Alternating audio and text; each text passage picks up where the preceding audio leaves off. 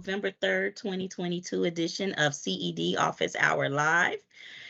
This is the CED. It stands for Community and Economic Development. Eric Smith of our team and myself will be moderating, facilitating today. And our guest today is Mr. Michael Moore from Black Achievers. Um, but before we get into the good conversation about Black Achievers and all the great things that you're doing, we always like to give a definition of what community and economic development is. Community and economic development, commonly known as CED, really looks at how we live, work, play, thrive, and how we navigate through all of those spaces. So community economic development includes infrastructure like highways, developments of parks, common spaces, affordable housing, things like that. On the other end is the people development, which is workforce development, personal development, self-sufficiency type of initiatives, right? And what I call the connector between the two, businesses and organizations such as Black Achievers, who work to provide resources to empower people. And in this instance, a lot with the entrepreneurship and just building up the funding and financial community as well to support the growth of businesses, right?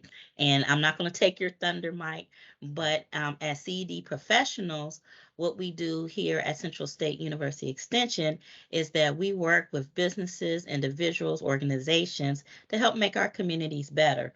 And we look at the total system because that's what us planners do. We look at the total system and see where we can plug and play. And our team focuses a lot of our time on that entrepreneurship, business development space. That's one of our specialty areas. This show, CED Office Hour Live, is a way to communicate resources that are available. A lot of them you may not have heard of, and just have a community conversation around the different topics that we cover each week. So today, without further ado, I introduce to you Michael Moore. He is a stakeholder in the greater Cincinnati area. He's a mover and shaker, and he does a lot of work to help in that entrepreneurship ecosystem space. So without further ado, Michael Moore, I will turn it over to you. And I understand you have a presentation that you want to give and feel free to introduce yourself.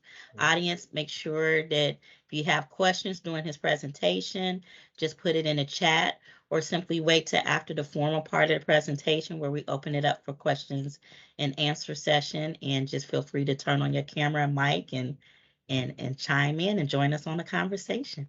So I will turn it over to you, Michael. All right. Well, thank you, Amber. My name is, and thank you, Eric and Central State, and just everybody for having me on. My name is Michael Moore. I'm the president and founder of Black Achievers Professional Network. We're based out of Cincinnati, Ohio. We've started in 2018, pre-pandemic. So we've learned a lot during the pandemic, and we help young professionals and mid-career professionals network, also bring them together to empower them for their career and for their business, as you said. And we'll kind of cover a few of our entrepreneurial programs that we have as well. But our goal is to help as many African Americans as possible achieve the American dream. So that is what Black Achievers means when we say Black Achievers. And we go about doing that in a multitude of ways. So I will go ahead and share a presentation to kind of give a background on the organization and what we've been doing, and then we can open it up for conversation. All right. So I will share.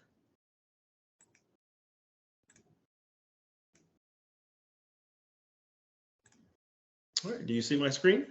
Yes. All right, so Black Achievers Professional Network. It is America's #1 network for Black professionals.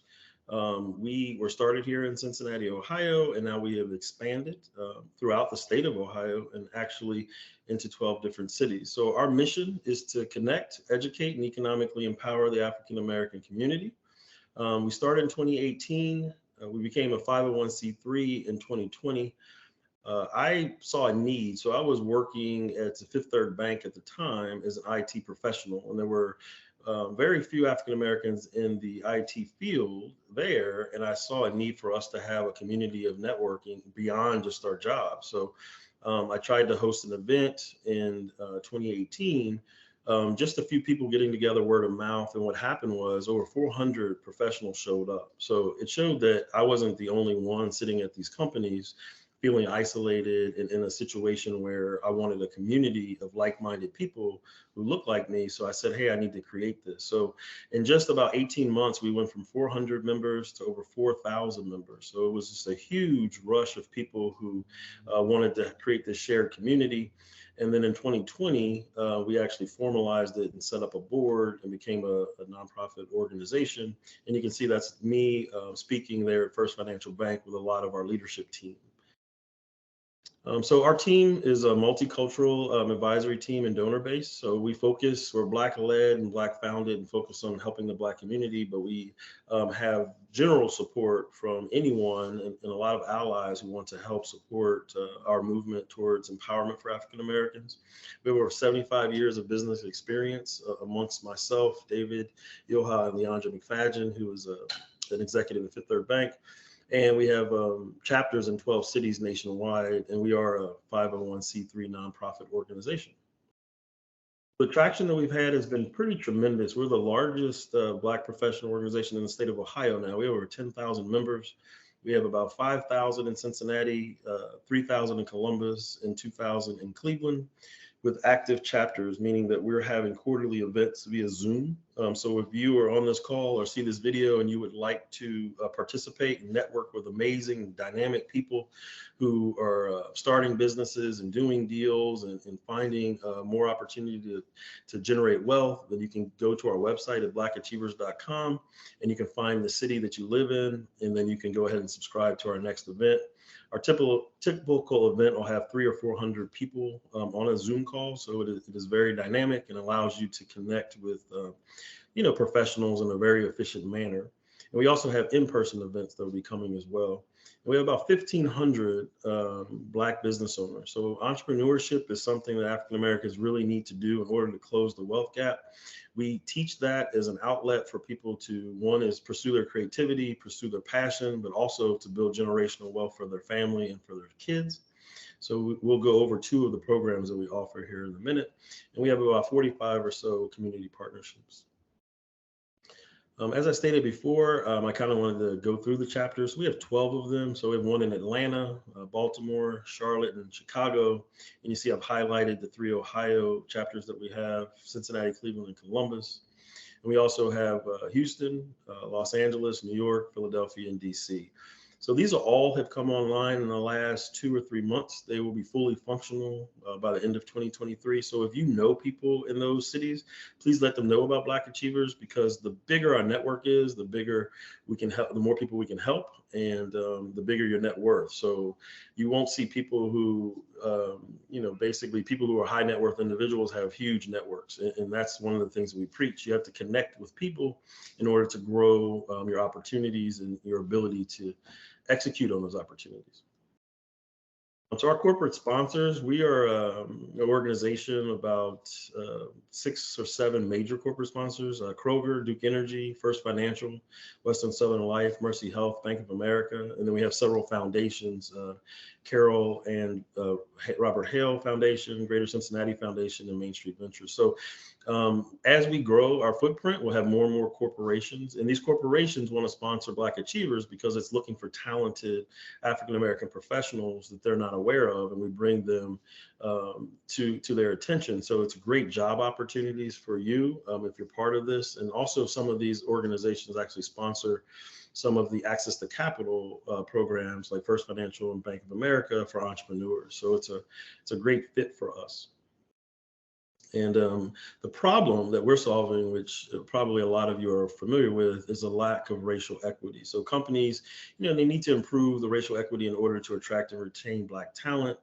What's missing is a sense of belonging for Black professionals and a lack of career and business opportunities. So we really want to make sure that African Americans are being plugged into those business opportunities.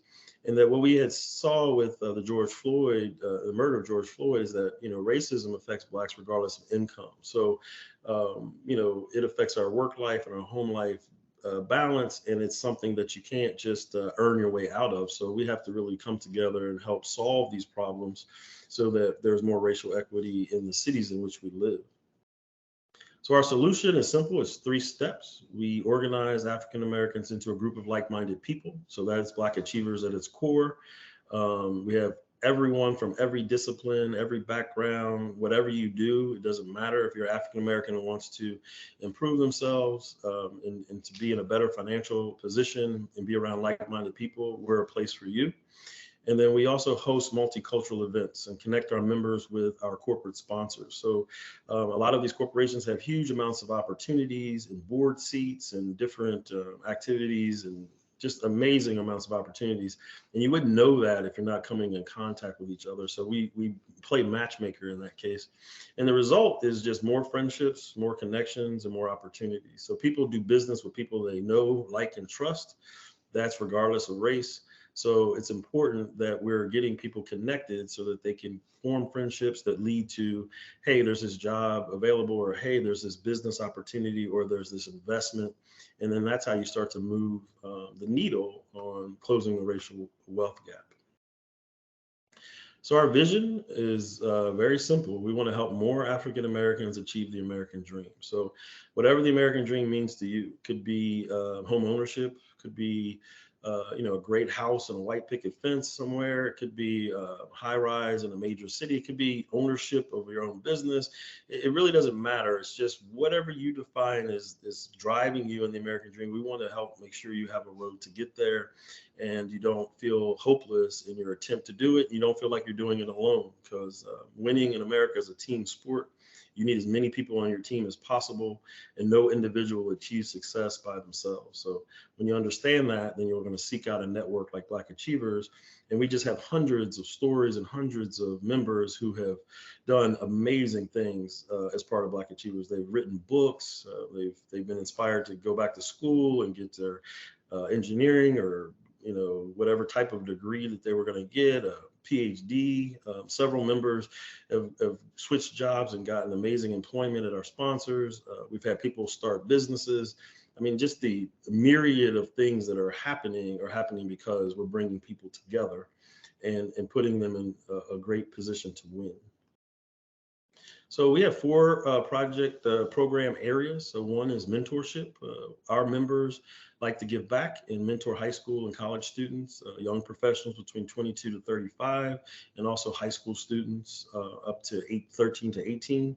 And we have partnerships with all major universities in the state of Ohio. So we give back that way. So as a member, that's something you can do. And then also, or be a mentor or a mentee. And then in employment, we help with resume writing, interview skills, helping you build social capital. We have a leadership program that you can join as well, which is 8 weeks, which shows you how to find a sponsor, how to find a mentor within your company, and pursue your progress that way. And then the entrepreneurship, which we'll do a deeper dive here in a minute. Our entrepreneurship program, they're broken into 2 parts. So one is, if you have an idea for a business or you already have a business, what are the fundamentals to get that off the ground? And then for more advanced individuals who have either already started a business or do not want to start one from scratch, we offer a course on mergers and acquisitions. Like, how do you buy a company of size? And how do you come up with a down payment for that? How do you finance it? And how do you purchase a company to say $1 million to $10 million in sales? So we have both of those programs, and they're offered free for our members.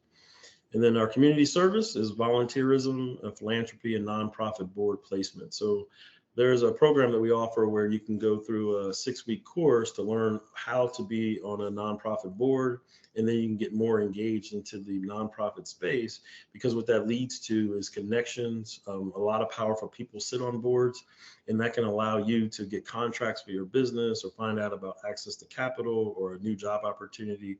And it's really like a hidden networking organization behind the scenes that we have to get more Black professionals placed in.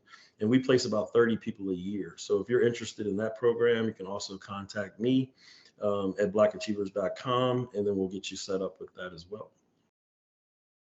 So quick deep dive into our Business Academy program. So this is small business fundamentals for anyone who wants to start or has a small business and wants to grow it. The breakdown is our classes start, there's 2 per year. We have the next one starting in January. So we'll be accepting of submissions for that at academy@blackachievers.com if you're interested. The cohort size, we keep them small, so it's 10 to 20 businesses, but these essentially will be other business owners around the same stage of business that you're in. So this will be like your CEO roundtable. These will be individuals that you can bounce ideas off of, develop relationships. We've had people, do partnerships and hire members within the cohort. So it's just an incubator for doing business, and it's very rich there. And then you have 8-week curriculum, which I'll kind of go over on the next screen, what's covered. And we typically meet like on a Wednesday or Thursday night from 7 to 9 p.m. So it's always after work. Almost all of our members are business owners, but they have full-time jobs in the daytime. So we do those in the evening. And then we introduce you to advisors, mentors, investors. People come on the Zoom calls and come on and teach, and they're experts in their field, and you get access to them. So the 8-week curriculum, we go over the current state of your business, your goals, visions, and targets, how you do your pricing, team building. Advisory boards are critical. So we have a lot of advisors that will volunteer to help your small business. And most small businesses don't have an advisory board they meet with each month. People who graduate our academy do have that. So they already have a competitive advantage. And these are people you would not just run into. These are people who are experts in different fields. And then you have accounting, so capital, how you use credit cards, how you use lines of credit. And there's also grants. There are lots of grants that are made available to for-profit businesses that if you're not plugged into a Black Achievers, you would not know about that, but they can help, and they don't have to be repaid. Main Street Ventures has a grant program like that you can apply for at their website, and they grant between $10,000 to $30,000 per grant, and they give about 5 grants per quarter. So that's 20 opportunities a year for you to get grant dollars. Sales, marketing, and branding, legal, contracts, and negotiations, and then finally we have a pitch contest at the end. And the individuals, after you pitch your business, then you can go into some of our partners and actually get funding that way. So we're partnered with Flywheel, we're partnered with different organizations in Cincinnati and Cleveland and Columbus that you can get into the ecosystem and start to get a lot of value out of that. And then here are some of our graduates that have graduated. So you can see it's different ages, a lot of young professionals. We have more seasoned professionals as well. It's you can work a full-time job, attend class in the evening. If you're only have a business idea, you can still take the class. So we'll vet the idea, we'll go through ideation, we'll figure out if it's a viable business. We'll put pen to paper and actually model out the revenue and see if it's something you should pursue. You can also find people to partner with on your business idea. Like I said, it's a CEO roundtable. So a lot of times people, they want to start a business alone, but they don't get the support from their family or friends. But you need to find someone who's passionate like you, who's actually running their business. And you can find that in our academy. And we help you gain access to capital and investors through a lot of our relationships. And a lot of our members actually are investors as well. So they're willing to invest in small businesses in a variety of different ways. And because we have a lot of sponsors, our classes are free to attend once you're a member of Black Achievers. And we also have a Business Institute program, which is mergers and acquisitions. So this is to teach you about how to buy a company of size. We start classes again in January for this. If you're interested, our cohorts are even smaller here because it's a more specialized learning curriculum, but it's 5 to 10 people. It's an 8-week curriculum. We do these on Tuesdays from 7 to 9. And the thing here is that we give you access to capital, education, mentors, and lawyers. These are complex transactions when you're buying a company. So it requires a deal team, but we're partnered with the Cincinnati Chamber, and we're also partnered with the Gehring Center. And this is what they do on a daily basis, the Minority Business Accelerator. And we're able to plug you in after you graduate our curriculum into an ecosystem that knows and has bought hundreds of businesses, understands deal flow, and really is just looking for a passionate person who really wants to run a company and purchase a company. And the curriculum that we follow there is we explain what a business acquisition looks like, what the 8 steps are to buying a business, and then also finding your industry and characteristics and how to communicate with the banks and structure your deals. And then build a company culture. So when you purchase a company, obviously the culture will be the previous owner. So you have to shake things up and put it into terms that you would want to build going forward. So we show you how to do that. And then also build your advisory board. So very exciting. these are some of the graduates, and we actually, bring in industry experts that actually speak on these calls, who've bought and sold businesses.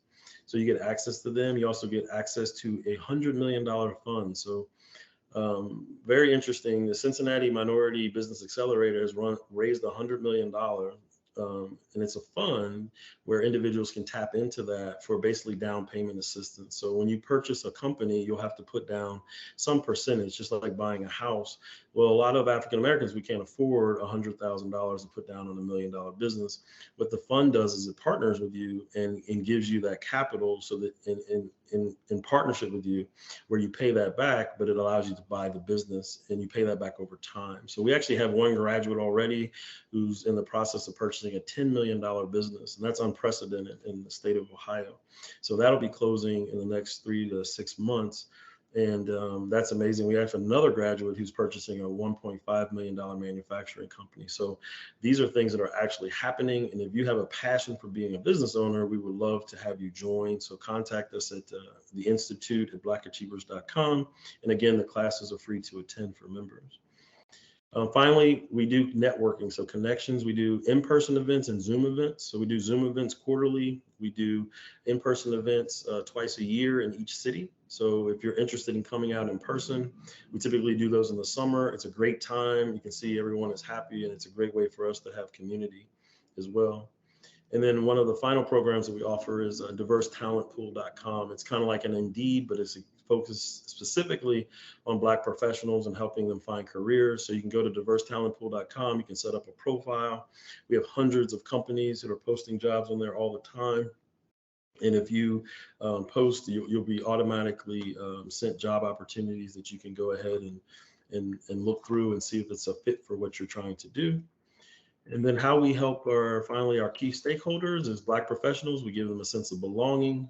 So that's important for us, because as you go through your career, even your business, the more success you have, the fewer African Americans you start to come in contact with. So it creates an isolation situation. And what you really want to have is a base of people who believe in what you're doing and be supporters of you. And that's what Black Achievers does. By connecting with people who are like-minded. And then we obviously focus on career advancement and then entrepreneurship.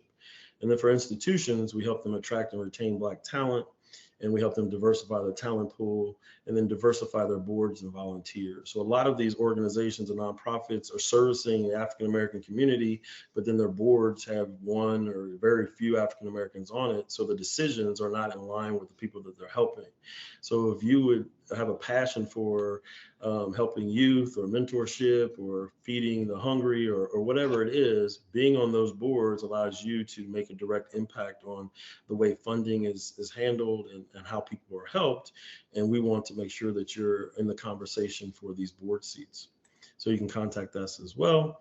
And then this is the last slide. So why you should be a part of Black Achievers. We have, proven leadership, valuable partnerships, and we have a viable plan to improve racial equity. We've helped thousands of people with their career in business startups, and we graduate about 30 to 40 business owners every year who are out there building their companies and employing people and basically creating a better world for all of us to live in.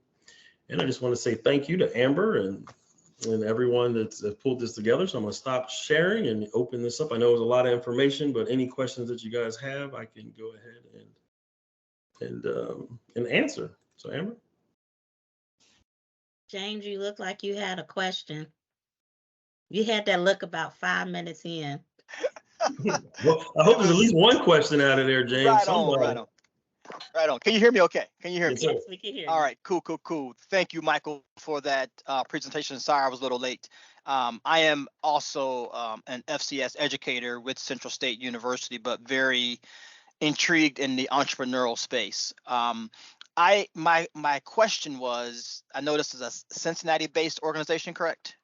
It started in Cincinnati. But we're in 12 cities now, and we're in Ohio. We have 10,000 members. You might have missed that part, but we're in Columbus. Okay. We're in Columbus with 3,000 members and Cleveland with 2,000 members. Okay, so I live in Dayton, so there's not an organization here, but I could just come down the street, right? Yeah. So in Dayton, those individuals come to Cincinnati. So we treat Cincinnati and Dayton basically the same. Good deal. Okay, cool. That was my first question. Second question was, I have just some of my friends' kids are now graduating college.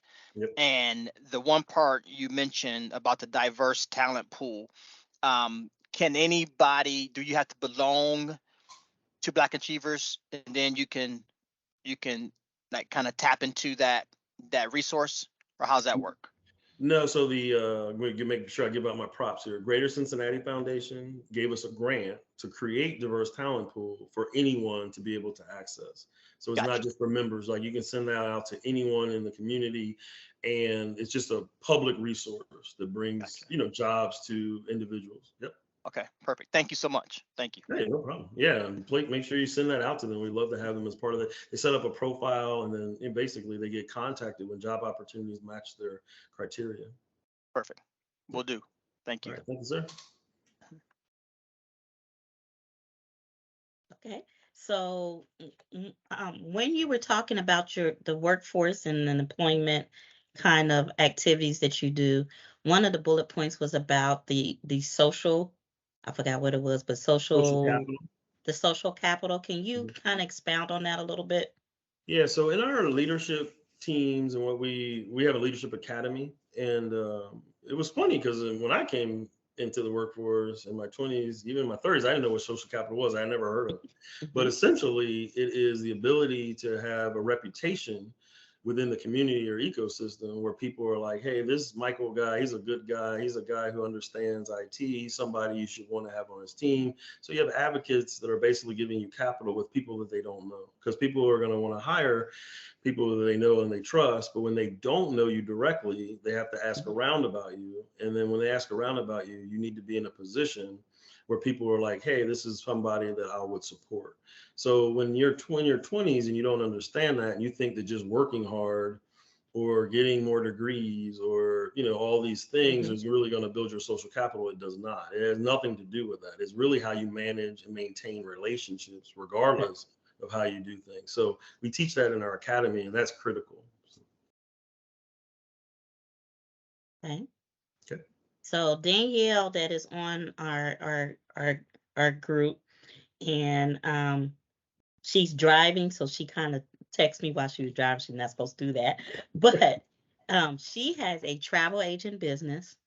Her day job is a quasi governmental agency that she works for, and she wanted to know a little bit more about how can she join, because in that travel agency, right, you have to have relationships, right? Mhm. That's how people come to you, because the core service is the same no matter who you go to.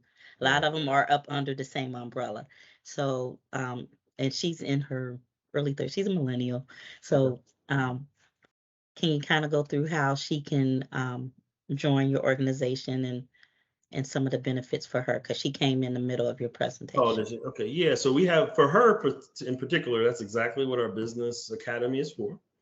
It's an 8-week program that she can sign up for free. Like, it doesn't cost anything. We have, though it's been sponsored by our sponsor. So we have 30 spots. It's a first come, first serve, and there's an application process. So she would go to our website, she would fill out an application. We would receive the application. As long as she's one of the first 30 people and has a sincere desire, she would be approved. So it's not like we deny people. It's just we want to make sure that it's something that they're going to commit to. Are you going to show up at the 8 events? It's every Tuesday. Can you make that commitment? Are you going to be able to be there and be present?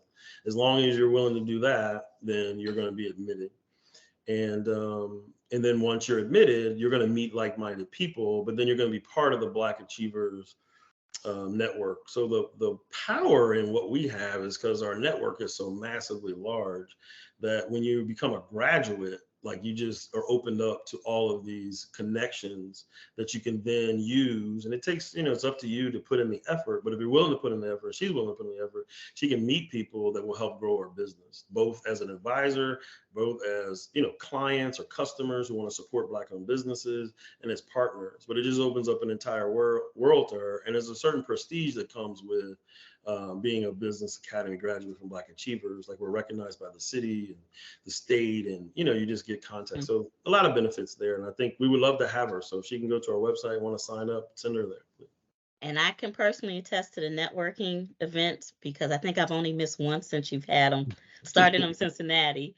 Yeah. And I even made their website, guys. but I That's was it. eating a Pringle chip. Pringles had sponsored, and they had these little cans. And I said, of all the times I've been there talking, and I was on there for a year. They just took it down. Yeah, So I I had my year of fame on their website. Crystal, you had a question? Yes. Can you hear me okay? Yes, we yeah. can hear you just fine. All right. One, thank you, Michael, for this. I know we've met previously, but I just wanted to say thank you again because I always find value when you start to speak about Black achievers. This is more of a question directed to you and in regards to your strategy. So I wanted to know, like, as Michael Moore, the entrepreneur, over Black achievers, what strategies did you have that you would attribute to the success of Black achievers? Yeah, I would think that what sets me apart, I think, is that in the nonprofit space, there's a definite mentality and a way to think that is quote unquote nonprofit. But I didn't come into that space, so I was a business owner for 15 years. I owned my own website development. I was my own consultant. I was, hustling. I had all the highs, all the lows, losing all the contracts, and all of the drama that just comes with just being in the grind of being an entrepreneur. And then when I was like, hey, I'm going to start a nonprofit, everyone was like, oh, you need to go read these nonprofit books and learn all this nonprofit stuff. But I didn't do that. I just was like, hey, I know what a proposal looks like. I've been doing this 50. So I would submit proposals that aren't normal grant applications, but they were being approved because they were very, very strategic and metric driven and, oriented and quick. Our proposals are like 1 page. Like they're not, you see a lot of grant proposals are 10 and 15 and 20 pages. And I'm just like, how does that make any sense?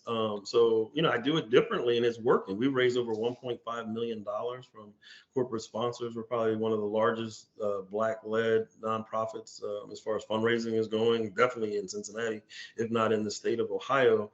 And I believe we're going to be a national organization with 1 million members, somewhere with a budget of $10 million. So that's our strategic plan going forward over the next 10 years, but it's very business oriented.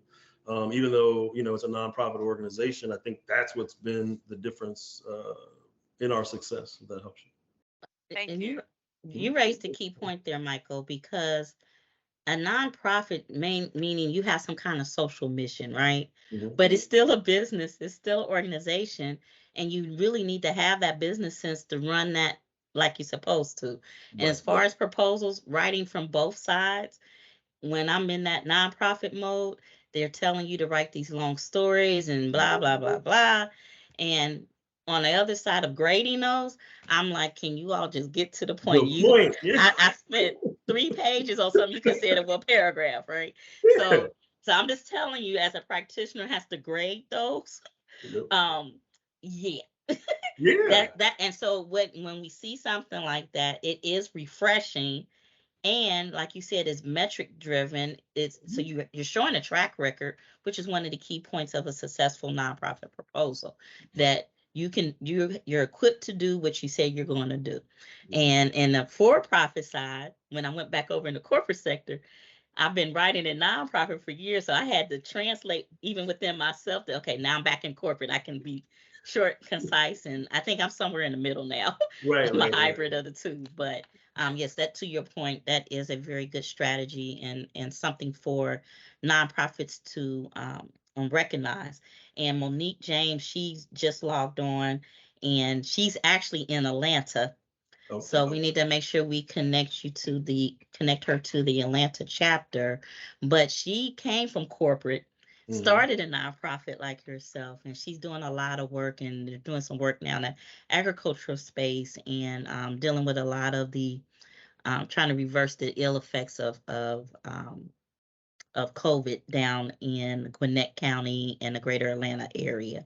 So kudos to you, Monique. But that's why I wanted you to come on, because I knew he had just launched a chapter Let's in launch your it. area. Yeah, let me interject, Amber. So I didn't put this in the presentation, but so we're doing a digital first strategy on open these chapters, right? So that means Right. Zoom calls, Right. but we're looking for leaders in those cities. So I didn't say that. So when a person wants to step forward and be like, hey, I want to lead a chapter, there's like 3 spots, 3 VP level spots, but it gives you a lot of prestige, a lot of things that you can do on your resume. A lot of people are looking at you because we're growing these massive organizations, and it allows you to be the local leader and a local ambassador in Atlanta. So that is spinning up. We have not launched that yet, but there'll be emails going out for people that you might know who want to step into a leadership role in a volunteer capacity. But then those over time will not only build their reputation, but can lead to what I've done here, raise enough money to actually, have a full-time career doing what you love to help your people. So I'll put that out there. So Monique, I think you have your next assignment, and I'll make sure that I'll connect you to afterwards by email. Okay. And Crystal, you had another question or comment? You know it. So I'm going to put my hand down first. Michael, I have 2 questions. So the first question is, does the industry in which the individual who joins Black Achievers matter when they come in? It does not, no. So we're agnostic when it comes to industry. Okay. And the second question is kind of based off the answer to my first question, which was, do you have any training for individuals when it comes to grant writing, because you are so skilled at writing a 1-page proposal instead of, to Amber's point, it's 3 pages and you could have said this 2 pages ago? Like, is there a training that you offer people to not be so verbose? Because let me write that down. So we do not, but I mean, it really is my superpower, and I think we really should put together something, and maybe in the business. See, it doesn't really fit in the business academy, so I don't know if we need like a nonprofit academy. Like, I have to think about that. I don't know, but or make it even a one-off seminar, like a mini series or something like that. Yeah, because I think whether you're nonprofit or for-profit, you really need to have that skill set on writing an effective proposal. So I mean, I because so I didn't tell you the story, Crystal. So let me back it up. Tell the story. Let me tell the story. So I just started Black Achievers, and of course I'm being mentored by a bunch of amazing people, right? So I got 3 amazing mentors. All of them tell me the same thing. They're like, hey, you got to hire a grant writer. I hire a grant writer. We pay the grant writer maybe $12,000, right? $2,000 a month over 6 months. That's a lot of money. They were producing these massive grant proposals, all this research and everything. We did not get 1 grant. So having a lot of research and having a lot of words and having a lot of, even a person that's in that industry doesn't mean it's going to translate to dollars for your particular nonprofit. I think what I was able to do is kind of like what Amber said, you're on the other side of that, looking hey, could you just explain what you do, in just 1, sentence or 2, not, 3 or 4 paragraphs. So that was where I started down that journey of making it my mission to make sure I could write a grant. So I think I would like to teach that to people, because the traditional way is to go hire a grant writer. They're not saying grant writers don't work, but they work well for certain types of social services, where it's a slam dunk, where you're feeding babies or kids or whatever. That is a different thing than when you're trying to help college educated African Americans. That's just 2 different worlds. So I'll put that out there that, yes, I have it written down. Crystal, you're a brilliant person. Thanks for bringing that to my attention. No problem. Thank you for that. I want to make sure I have a seminar on that, Amber. Maybe you can come and help me teach. You can come and help me teach it. Well, save me a spot, because I'm going to be there. That's why I asked the question, because I want to learn. So yeah, okay, I got that. We'll make sure we do that. Yep. I'll second that remark real quick, that Crystal is a brilliant person. So sounds good, Eric. Oh, thank you. But you know what?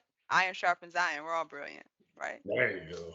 For sure. So Eric, this is something we can even think about incorporating.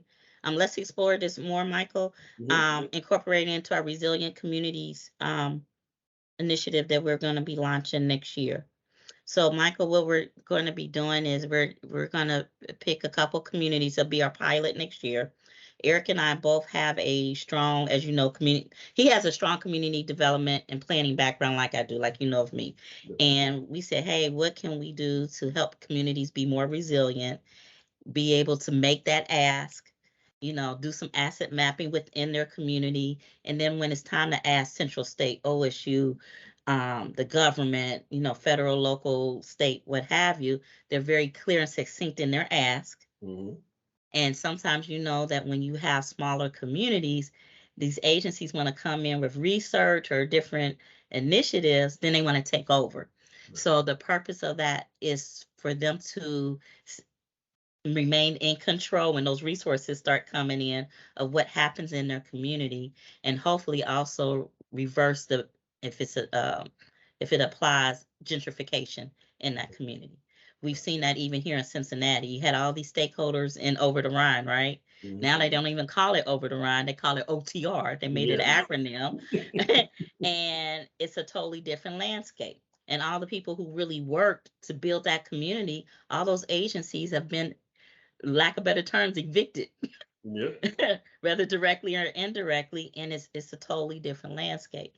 And we want the people who are investing in their own communities to remain there and remain vigilant and be very aware of their worth and know how to make those asks. So love to talk to you, just put that together, and that'll be another application for that training. Shashonda here, she's online. Her son also has a small business, and he's in the Greene or Montgomery County area. So Shashonda, this will be a very good program. So I'll make sure I'll send you that information so that you can forward that to your son, help with his business. He's been in existence, but it's time for him to really grow and have those relationships where you want those relationships where you can just make a phone call and they say, oh yeah, come in, you're at the table, or I heard about this contract, just make that call, right? And you know you're at least shortlisted if you don't actually have the contract. So you get around dealing with all the gatekeepers in the world. Yep. Which That's is that's the whole bit. That's it. That's the part they don't teach you in school. Yeah, they don't teach you the unwritten rules and Yeah, things like like who that. you know and what you know, and I mean, it's just about who you know and how you can navigate systems and politics, and we cover a lot of that in the business academy, but we help you do it, because you Yes. got to connect with people. That's the key. And in this current kind of post-critical part of COVID, because COVID, people say it's going away, it's not going away. It's going to be around like the flu, right? Yeah. It's just that I think we're at a point in our society where we can kind of manage it. We're out of that panic mode, and we have more information. So it's just kind of incorporated in daily life now, right? But with that, there was the initial part of the government issuing out business grants, which is really unprecedented, right? Because for profit grants, like what is that? Now there's a shift with the some of the foundations of corporations giving to nonprofits for these mini grants ranging anywhere from 2,500. Most of them are 2,500, 7,500. Some will go up to 10,000, right? But we know eventually when that's not as popular, that'll kind of fade away. But I like your initiative where you are building kind of that angel community, right? And whether you are donating $100 or $10,000 to invest, you're building a whole systematic, sustainable way for individuals, everyday individuals, to be able to invest back into the businesses or causes that they're interested in. Can you expound on that a little bit? And then after that, I'll turn it over to Eric because he has a comment or question. Okay. So our investment initiative, it's kind of in its infancy, so we haven't figured it all out. But there's a philanthropic side to it, which is what you're talking about. But there's also a for-profit side. So we've used lawyers to set up LLCs to bring members together to invest in house flipping and real estate deals in Cincinnati. But it's worked tremendously well. And this is something that you can put in just as little as $100, $500, or $5,000. But it's not an opportunity that is usually made available to African Americans, right? We're shut out of those things that require like accredited investors. So what we did was put together LLC. I think we crowdfunded around for a $500,000 investment. The individual that we hired was a Black developer. They went out and they flipped basically 2 houses and returned that investment to our investors, which is, our investors might have put in, like, out of that $500,000 deal, maybe $20,000, but we participated, right? That's the key. And then that participation will lead to doing the exact same thing on a bigger scale, and then in more cities. And then you have, $1 million, and then you have $10 million, and you have $100 million nationally that Black people are investing in their own neighborhoods, right? In Black neighborhoods, to flip houses and get them up and out of blighted communities. So we're very excited about that. But that premise is still there, even for like when you want to purchase a company. We've had people put their money together to buy a business.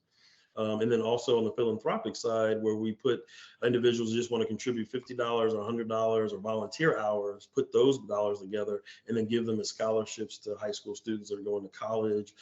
That's one thing that we're working on doing. And then also to small business owners as grants, so they don't have to repay them. And then that just helps their businesses as well. So that whole ecosystem is all based off of Black Achievers bringing people together, getting them to trust each other, and then putting their money together, and then making investments together. So I don't know if anyone else had any questions about that, but that's what we're working on. Yes. And we might need to bring you back to some, we've been working a lot lately, our team, with the urban agricultural space. And a lot of them that we're working with, they might have been farming in the cities. And they're actually in a lot of the same cities that you have chapters in, right? um, but they have anywhere from, on average, between 1 acre and 5 acres, right? Okay. On average, various lots throughout the city. And they're at the point where they've been farming, but now they're at that point where they need to go to the next level. So we're working with them to more formalize and looking at their structures and say, hey, making sure that's aligned with your next level that you want to go to, how you want to expand. And I think that program might even be a sector for you to look at as a potential area of funding, because what we're finding is that all of these urban farmers, most of the times, that the ones we've been working with, actually have some type of social benefit. So they have something where they're dealing with food sovereignty, teaching people about nutrition, right? They'll be partnering, even though James doesn't know it yet, but he'll be partnering with some of those groups here in Cincinnati to give them demonstrations on how to take some of the stuff that they've grown to the next level, right? And incorporating that family economics and get out to move and diabetes awareness and all that kind of stuff. So so So I that have a might be question. So another conversation we can have yeah, as that well. would be I great. just So thought about that while we were talking. yeah, so where are the focus areas of your organization? Just so I'm clear. So we're all over the place. Okay. So for extension, the extension was started as a way for government. They granted land, and those institutions that received the land were to develop agricultural processes and business development processes. So that's where you got the Carvers and the Woodsons coming up with all these different processes, like out of Tuskegee and the other HBCUs. So the 1862s that's the year that the predominantly white institutions, at least one in each state, got a land grant. So in Ohio, that's the Ohio State University. In 1890, it was a group of HBCUs. If you were established by 1890, then you could be part of that land grant. So it's 19 institutions. Central State was the last one to come on board. We didn't come on board to 2014. That's a story for another day. But basically, they didn't push the button for us to actually get it in 1890, right? Okay. So we are now, we got the designation in 2014, 2016. We got our first round of funding. So a lot of us have joined within the last couple years. Some people have been there longer than that. And then in 1994, the tribal colleges and universities were selected to participate. So there's about 58 PWIs, 19 HBCUs, and 35 tribal colleges and universities. Most of those are on the reservations, right? Yeah. And a lot of them are your 2-year institutions that are in this land grant extension system. So our goal as educators is that we go on our respective teams' concentrations out in the community, deliver programming, partner with institutions, connect them to resources, whether it's private, nonprofit, or government sector, wherever the resources were coming to. And then we have a research arm that we say, hey, these are some needs in the community. The researchers kind of are supposed to concentrate their researchers in those areas and say, hey, here's a best practice. Here's something that you can take back that's evidence based because of our research back out to the community. And then the other part is that then they have the education arm, which is your main campus, and they have agriculture based programs. But agriculture is like diversity; it touches on everything, and it's never going to go away because everybody got to eat. Right. Now, how that looks might change, but everybody got to eat, right? Right. And so there's four arms. There's the agriculture and natural resources. They deal with all things agriculture. We say ag for short because government's always acronyms. And they go out and work with the farmers directly. Anything technical about processes, when to grow, what to grow for your area, things like that. Then you have the 4-H/youth development. That is your traditional 4-H programming, working with youth about agriculture, but they also have the youth development side that can focus on entrepreneurship, a lot of STEM-based education initiatives, things like that. And then you have James, who's on our call. He's on our Family and Consumer Sciences team. He does a lot of the home ec, like we used to have back in the day when we were in school. I know I'm dating myself, but the family economics, health, dealing with health disparities, right, and awareness. So they have a smoking cessation program, diabetes awareness program. He gets out and move. He works with youth. He works with elderly. He targets who he works with, these high um, um, areas with high incidence of diabetes, for instance. And so he goes into churches, community groups, etc. And then I'm going to give us a blurb, Eric. Our CED team, because everybody on here, we count them as part of our CED team, is Community Economic Development. And we work in the workforce development space, entrepreneurship, general community planning, kinds of things, personal development, professional development as well. Business growth things. Entrepreneurship is probably about half of our work, working with the entrepreneurs and small business development, whether it's farming, agriculture, or just general business. So it doesn't matter the industry. So those are the four kind of legs of the table, of the extension table. Wow, it's a big table. And then That's Crystal fantastic. here is one of our regional extension associates, our REAs, and she's based down here in the Cincinnati area as well. And she's basically our point of contact. She's our ambassador. She keeps all of our team members honest and together. She'll crack that whip when she need, raise that eyebrow. That's an inside joke between me and her. But those kind of things, so that we want to make sure that we're overly communicating to the community. And a lot of people, quite frankly, because we didn't get our designation in 1890 and everybody else been around over 100 years, they still don't know all of the resources and opportunities that we have with Central State, University has for the community. So we're advocating for that constantly and trying to make the connections. And that's one of the reasons why we have this show, right? This is another way to connect to the community. Even if we can't do it in person, we still need something where people can come back and look at their time. They might be working during the day, but they can look at our archive on our YouTube channel, things like that. So that's kind of where we are as a whole. Did I miss anything, Eric or James or Crystal? Okay, so what did you want to say, Eric? Go ahead, Eric. No, that's great. And our time's coming short, but one thing I want to put out there that maybe we can have as a part of a conversation off show is I think one thing we have, so we're educators, so we're doing curricula and all that, but a piece we don't have is the network, right? So I'm curious to know, so like, say for example, I'm working with Thomas, just as example.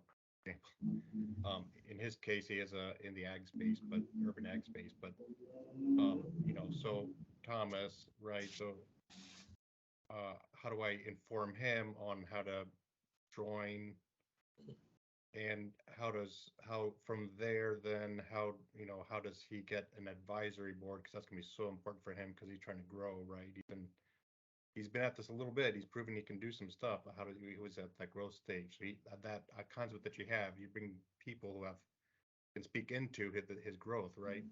So how did that happen? Because those are pieces that we don't necessarily have, right? Yeah. I mean, it's just getting him in contact with our, me, or you can reach out through Amber. Where's he located? What city? So I'm just thinking about there's an example, right? So example. Yeah. So once they get plugged into us, then we have our programming and we can get them connected that way. But if you just connect through, like I said, Amber, or either directly, the person that handles that on my team is David, and he would essentially handle getting the person onboarded and then getting access to be able to build an advisory board. That's what we do as part of our business academy. So it's free. But like you said, most people, even if they know that, they don't have the people, right? so we have like the people that they can reach out to, and then, basically get them to agree to be on their advisory board. So we're happy to help. Okay. Are there any other questions or comments? I just would say thank you. This has been truly enlightening, and just your work is inspirational for sure. Oh, well, thank you, sir. I appreciate So that. important. Thank you. We're going to keep going forward and keep building out cities and keep bringing people together. And then also with the cities that you are, we can also connect you to like the other 1890s and extension universities that are in those areas, because all of the extensions have those 4 arms, some variation of that. And that will be another way for you to help grow those areas. So that's another way we can partner. And I know we're going to continue having conversations on how we can partner on an actual training programming as well. But I look forward to being able to work with you directly. We've been in a lot of same spaces over the years, so I look forward to this partnership, and just really thank you for coming. And as I told you, we could easily go on another half an hour. I told you the hour go Yeah, quick. I'm sure we could. We talk about passion, right? Yeah. No, this has been fantastic. Thank you for inviting me. I really appreciate the opportunity. I look forward to, working with you guys in the future. Okay, well, this concludes our CED Office Hour Live on November 3rd, 2022, tapping into business resources. And we had Black Achievers here that is now going nationwide, but it's based here in Cincinnati, based here in Ohio is home, right? And we look forward to working with you and also connecting entrepreneurs to your services and program. And thank you for joining us. All right. Thanks, everyone. See you. Bye-bye. All right.